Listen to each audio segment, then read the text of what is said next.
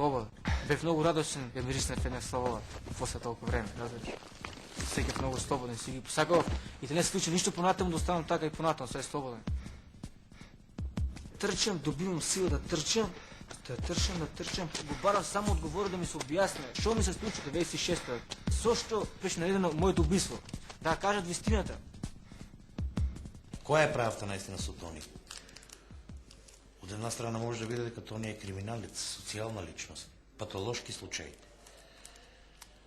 Али никој при тоа не се задржава шо го направи Тони патолошки случај. Никој не си го врнува филмот назад.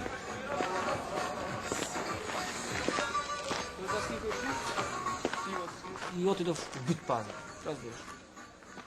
И сега у бит пар се шетам, разбираш, слободен малко да видам јас како живот да сваќаш по толку време. Се сбргав за жандарите. Не знам дека се успели бръснати, да не пушам цига ништо, сваќаш спортиста. Јас трчам и она трчам. И чу, и ми избегав гужва.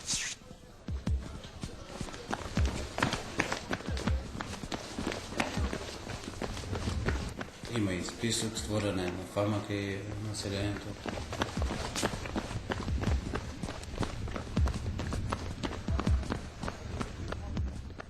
Повел планове да определени лица, меѓу кои бев и јас и одредени други мои колеги кои беме поекспонирани во потрагата по истиот, дека ќе покуша да ликвидира.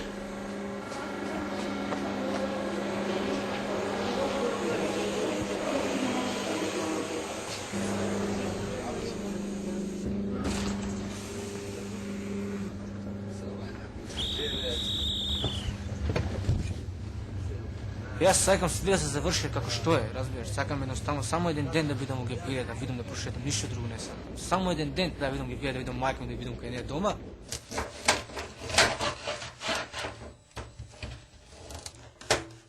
Тоа е битно да сме живи и здрави, да го дочекаме Тони, да си дојде. Тешкото помина, сега мислиме на доброто, со Господ напред. И така, за Тони, како дете беше пргово. 96-та, јас имам дело направено во Струмица, покош убиство. Тушто и бев, ја запалил неколкова на инспектор там на Ване командир, цело ги гледаше бутина свеж, пошто имата цело бил да му убие.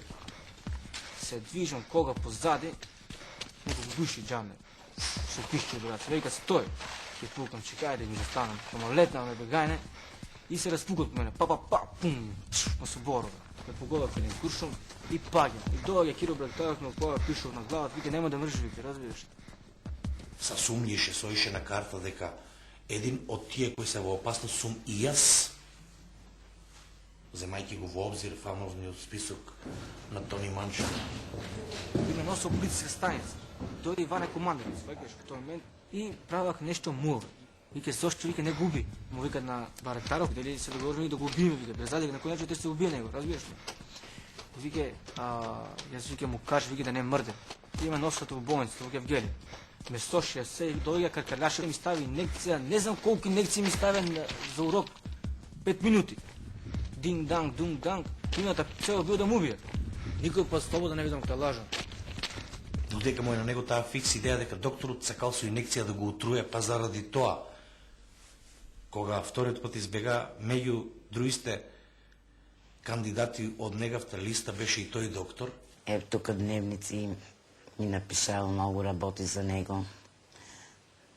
Роден сум на 7.9.1979 година во град Гевгелија. Во моето детство имаше убави и срекни денови, но понекогаш бев и разочаран од моето детство. Се сеќавам многу на моите родители. Мојата сакана мајка претрпе многу лоши разочарени години. Трчам и стигнавам во Гевгелија. Меѓу тој јас ке сакав да стапам сите во контакт. Да кажат вистината. Зошто беше наредено моето убийство 96-та, остана без одговори, нема одговори. Сваќаш, немаш ни кај да се обратиш и така веќе беше крајната граница, веќе што немаш излез. И стана покањето веќе ги веле.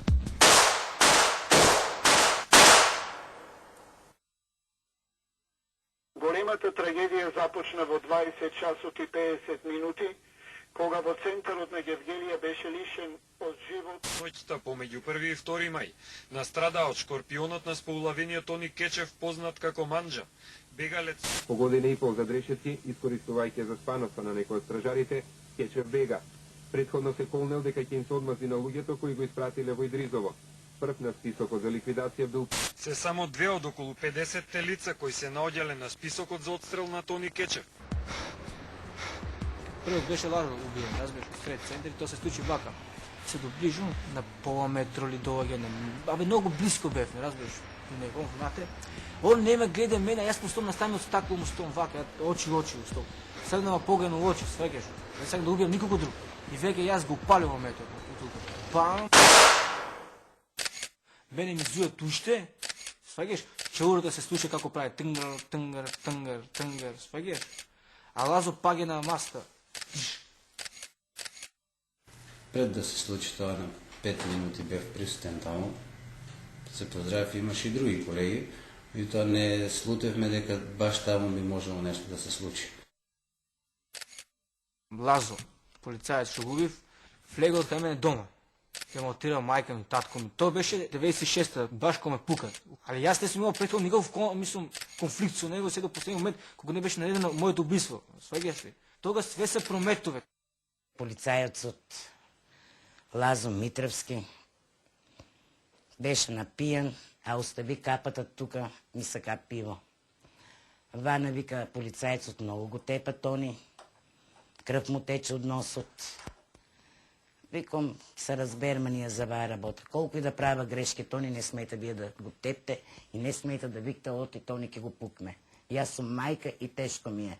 Фактот дека он отишел на карта да утепе човек ладнокрвно, кој човек до тогаш апсолутно не му направил никаков зијан. Конкретно ето, колејата што он го утепа, ако тргнемо тоа, најмалце беше инволвиран во работење со него. Не викам дека не беше инволвиран. Он беше колега кој работеше со нас заедно во иста канцеларија. Али он не беше директно инволвиран со Тони. Се слушат после верзии дека наводно колегата го тепал, па заради тоа физичко малтретирање Тони сакал да му се освети на него. Јас ќе ви кажам најодговорно дека тоа апсолутно нема никаква врска.